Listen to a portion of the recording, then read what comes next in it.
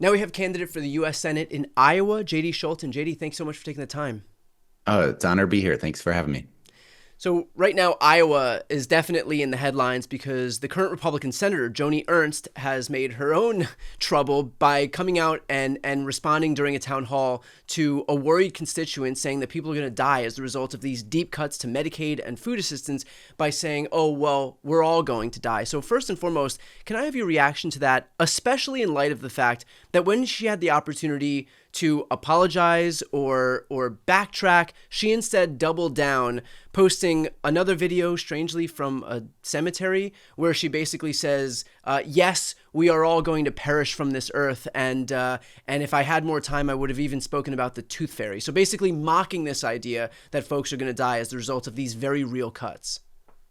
Yeah, it was so bizarre. And I think the thing, we all are going to die, but at the end of the day, we don't have to die so billionaires can have a bigger tax cut. And I Right. think that's the thing that people are really pissed off about here in Iowa and across the nation. Have you heard from folks as the result of what she said? Because I mean, look, I understand how she's trying to save herself by saying like, yeah, we're all going to die anyway. But again, to your exact point, that doesn't mean that we should just die sooner, especially in deference to a tax cut for the wealthiest Americans. And so have you heard from folks for whom that kind of bad faith, disingenuous posturing isn't landing well with them?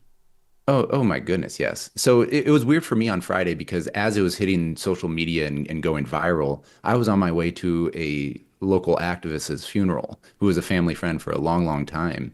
And at the funeral happened to be Senator Harkin, who used to have that seat. And so I'm sitting there at the funeral, just, I mean, you weigh like life and everything like that. And finally, you just get that pulse and you're like, you know what? I got to do this. I got to take her on. And what I'm hearing from folks too, I mean, we are the wealthiest country in the world. And the fact that we don't have universal health care, I mean, that's a huge part of why I got into politics is because currently we are living in the second Gilded Age with massive income inequality. And so when it comes down to it, like I am in this race because of what happened this weekend and against Joni Ernst, but at the end of the day, it goes far beyond that. This race isn't about her. Race isn't about me. It's about the people of Iowa who deserve better. It's about folks all across the country who are working so hard and just struggling to get ahead. So to that point, I mean, look, since 2008, when Iowa voted for Barack Obama, it's been a tough go for Democrats in that state. And so, how is this campaign going to be different, especially in light of the direction that Iowa's been going? Right. So much of this just atmosphere right now in politics here in 2025 is similar to 2017 and the 2018 cycle. And so back then, I was a no-name person who just was passionate. And ultimately, my grandmother's my biggest inspiration. And her last words on her deathbed were, "You got to take care of the farm." And ended up running, that snowballed into running for Congress in 2018 against Steve King. And we took a district that Trump won by 27 and moved the needle 24 points. We nearly pulled it off. And ultimately, that was the demise of Steve King. And so you look at what we can do here in Iowa. Well, this is an uphill battle, no doubt, but it's a smaller hill than what we were able to do in 2018. And so just a wave, a Democratic wave, is not going to win it here in Iowa. But if we can create that grassroots movement like we did in 2018, that's the type of thing we did. And so back then, when I was pretty naive and casually clueless of what I should be doing, the only thing I really wanted to do was buy a used Winnebago RV, go nonstop and talk to people and welcome people into our coalition. And that's what we were doing. And so every race I've ran, two congressional races and two state house races, I've overperformed the top of the ticket. Currently, I'm the only Democrat in 42 counties in Northwest Iowa and North Central Iowa at the state capitol. And in Sioux City, I represent a district that Trump won this past year. When you think about what it takes to win as a Democrat in Iowa, I mean, look, for a lot of people who vote Republican, that is a part of their identity, just as it is for people who vote Democratic. I mean, a big part Yeah. of my identity, for example, is that I'm a lifelong Democrat, and so it's not as easy to just get someone to shed a major component of their identity.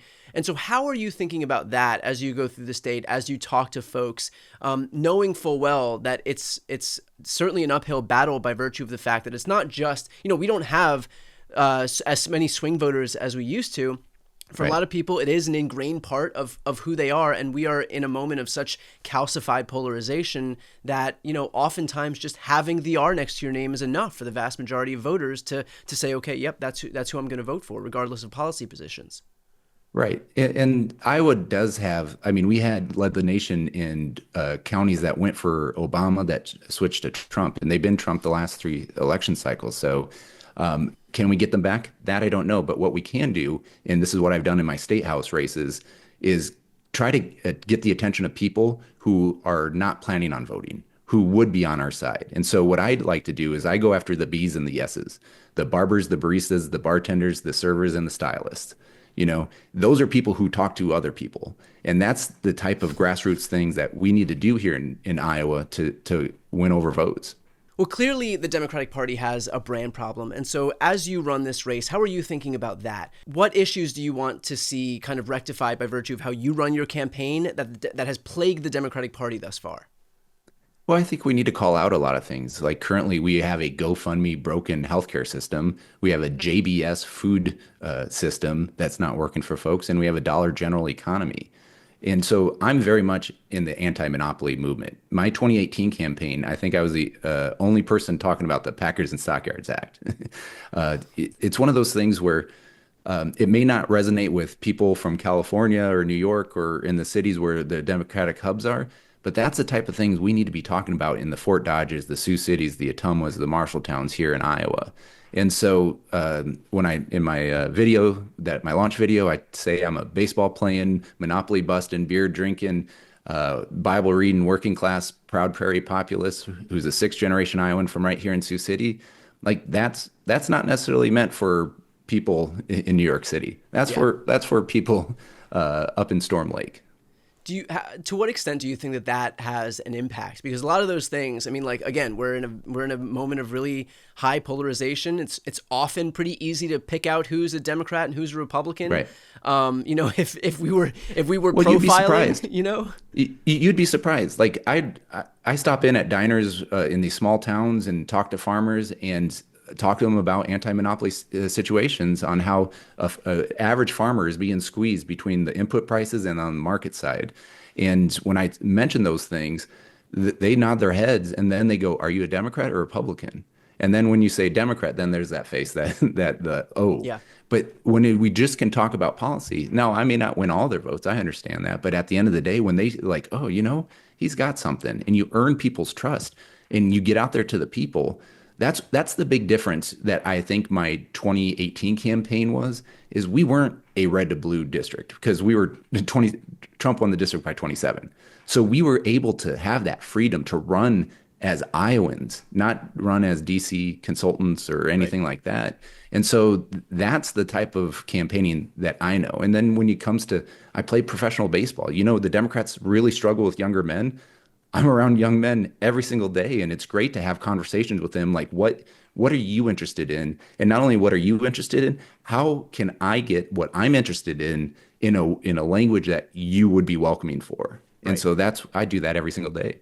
And in terms of like talking to young guys, what are the issues that are resonating most with them? Obviously, the issues that we're talking about right now, because it's in the political zeitgeist and because it's especially pressing, is these Medicaid cuts that are coming up and food assistance cuts. I'm presuming that young guys are not as moved by the prospect of Medicaid cuts as some other people would be. But I am curious what moves them. Well, I mean, my teammates are a small window, and it's Zyn and it's gambling online. Yeah. To be honest.